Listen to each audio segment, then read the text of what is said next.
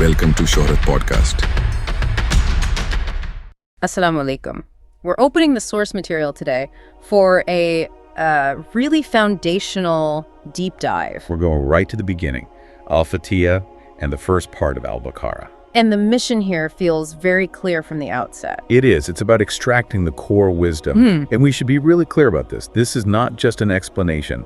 This is guidance from the Quran. Guidance for whom, though? It says it right there. Exactly. The text immediately defines its audience. It's a light for the righteous, for the Al-Muddakin. And it gives these really specific characteristics for them. It's not just a feeling. No, it's action-based. They believe in the unseen, the Haib. They establish prayer. They spend from what they're given. Right. And they believe in all revelation, what came to the prophet and what came before. And, they have total certainty in the hereafter. So that belief in the unseen, that's the engine for everything else? That's the insight. It connects the heart directly to your duties, to worship, to charity. It's why they're called the successful ones. But then the narrative just pivots hard. It outlines those who reject this guidance. It does. First, you have the unbelievers. For them, the description is final. It's as if a seal has been placed on their hearts. Warning them makes no difference. But the part that's given so much more detail, the real psychological deep dive, is on the hypocrites. Yes. This is fascinating. They try to deceive God and the believers, but the text says they only deceive themselves. And it breaks down their pathology. It says they have a sickness in their hearts. A sickness that gets worse. Yeah. And it drives them to cause corruption, all while thinking they're doing good. And when you tell them to believe like others, they call the true believers fools. That's the doublespeak. They're with the believers to their face, but then they go back to their own groups and say, no, we're really with you. The imagery used for them it's visceral. It is. Think of the man who kindles a fire, gets that light for a moment, and then God takes it away, leaving him in total darkness, deaf, dumb, and blind. Or that analogy of being caught in a storm cloud. A sayyib, yeah. Full of darkness, thunder, lightning. And they're so scared, they put their fingers in their ears, just terrified of death.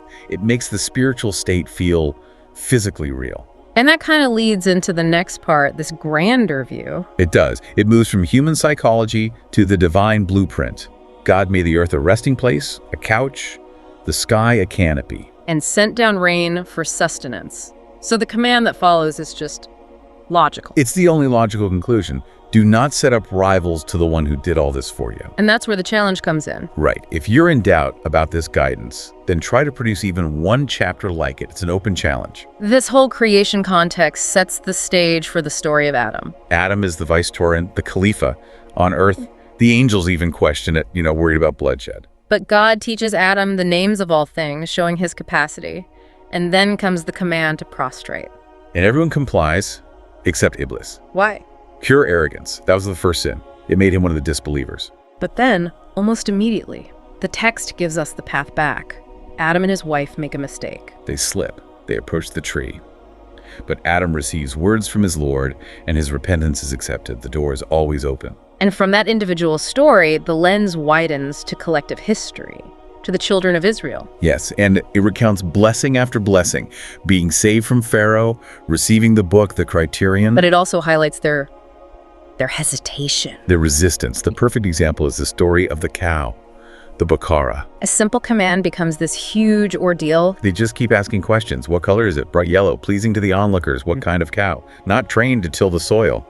They almost failed to comply because of all the questions. So at the end of the day, all these stories, Adam, the three paths, the covenants, they all point back to one central idea. To the pure path of Abraham, universal submission, Islam.